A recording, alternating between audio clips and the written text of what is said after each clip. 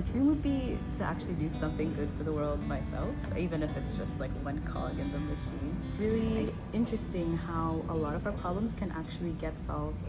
One, by mimicking biology, and two, you can do that through nanotechnology. And so graphene is kind of an example of that. It's really interesting.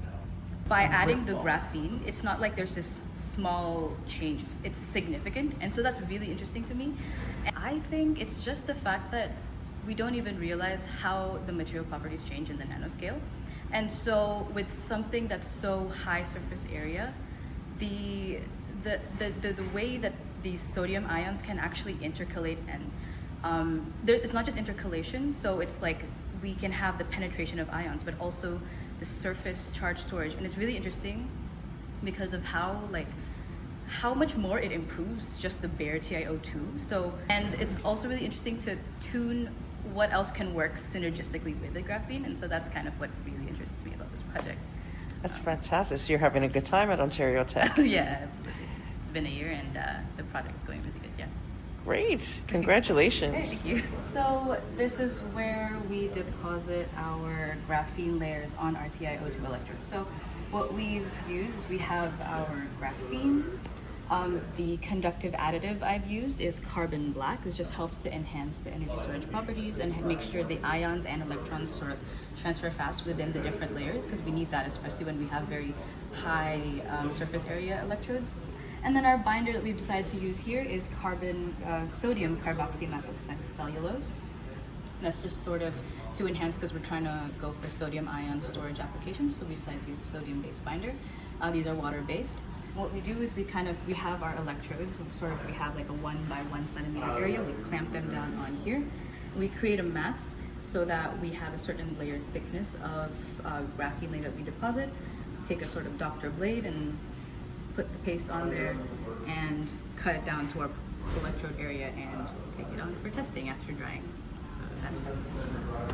So after optimizing our TiO2 layer, we've deposited our graphene on a bunch of them. So you can see the darker layers are the ones with TiO2 and graphene on top of it. Two of these, we have a 3 electrode setup. Our third electrode is our working electrode. That is our TiO2 graphene. And so we do a bunch of tests. One is to see the profile of our graphene layer, so with cyclic voltammetry.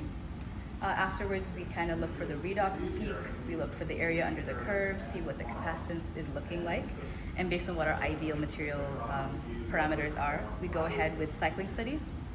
So the 3 electrode setup, we do GCD and EIS. So GCD is galvanostatic cycling charge-discharge.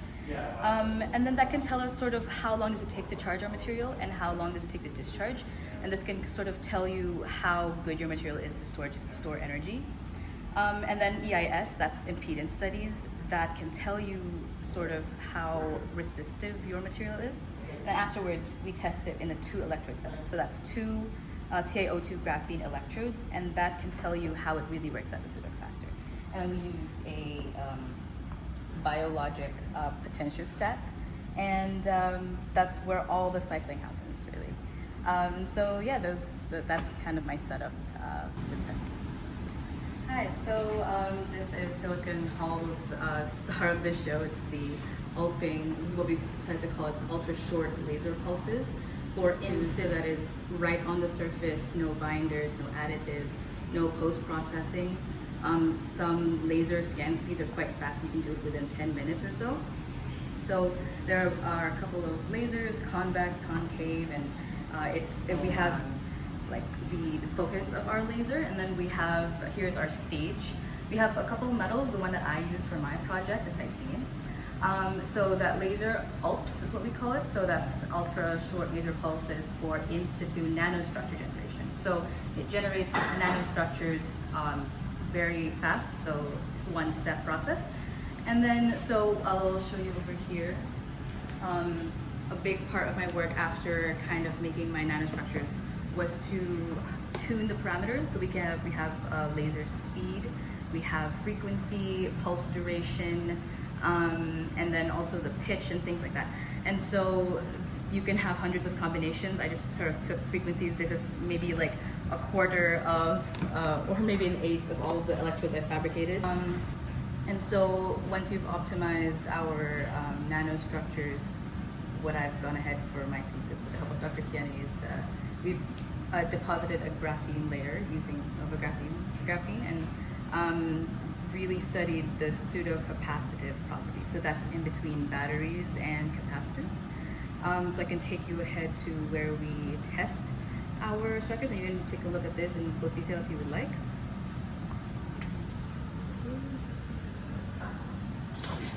Zoom in. Okay. Kind of an overview of my results. Now, when Kind of, Is roughly we have improvement when you apply it graphene is base. at the more than 100%. That's what I can say. I don't have the exact numbers because the difference is so. But it's so. But I do know that when you do over 200 cycles, you have about 85% capacity retention, which is really great for a capacitive material. Initially started doing nanotechnology, and then I pivoted to solar and alternate energy engineering. I really like semiconductor physics. Here I am now in this lab as a mechanical engineer, and still focusing on energy applications.